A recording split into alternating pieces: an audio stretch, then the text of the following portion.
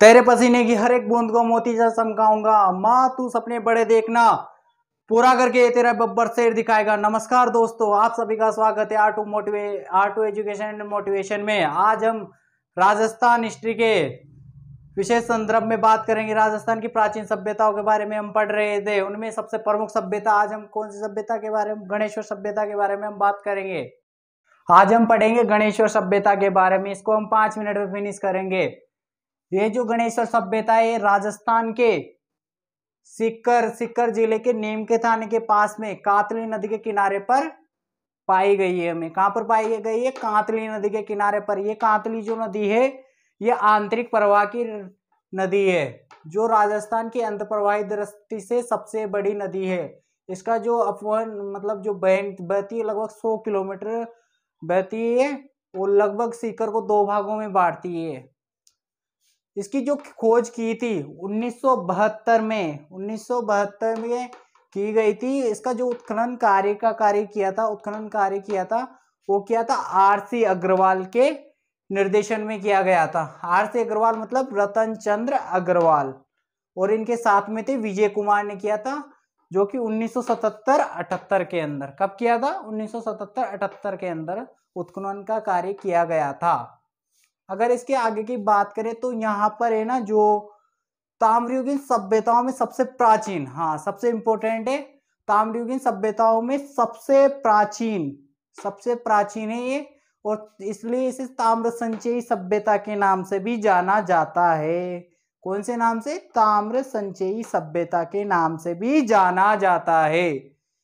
इसीलिए यहाँ पर क्या है कि अधिकतर जो चीजें मिली है ना, जो अधिकतर मतलब उपकरण वगैरह जो भी प्राप्त हुआ है ना यहाँ से, वो तांबे के बने हुए थे अधिकतर। इसी कारण से इसे ताम्रयुगीन सभ्यता की जननी कहा गया है। ताम्रयुगीन सभ्यता की जननी कहा गया है।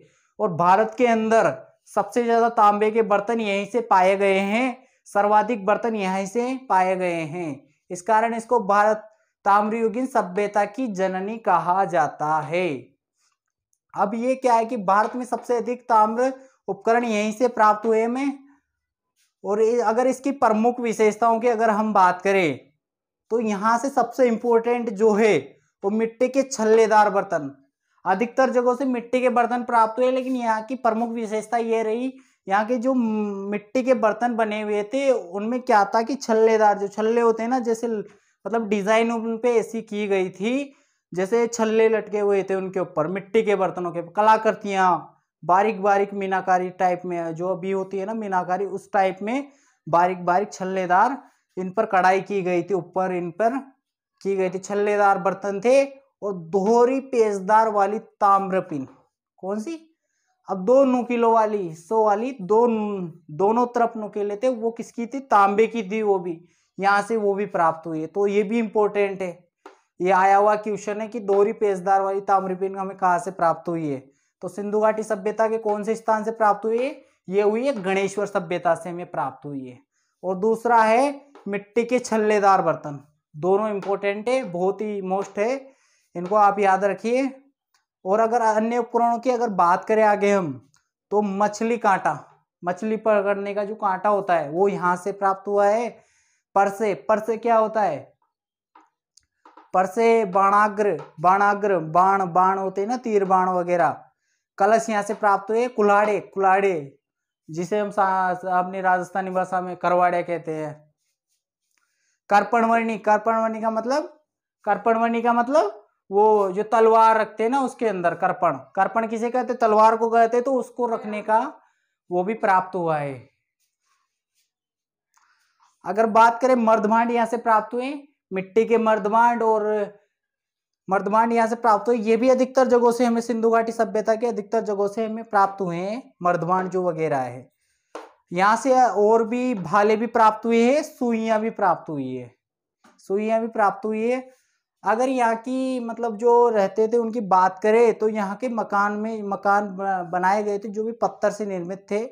यहाँ पर ईंटों का अवशेष नहीं मिला है। यहाँ के जो मकानों के अवशेष मिले हैं उनमें टोटल किसका प्रयोग किया गया है? पत्थरों का प्रयोग किया गया है।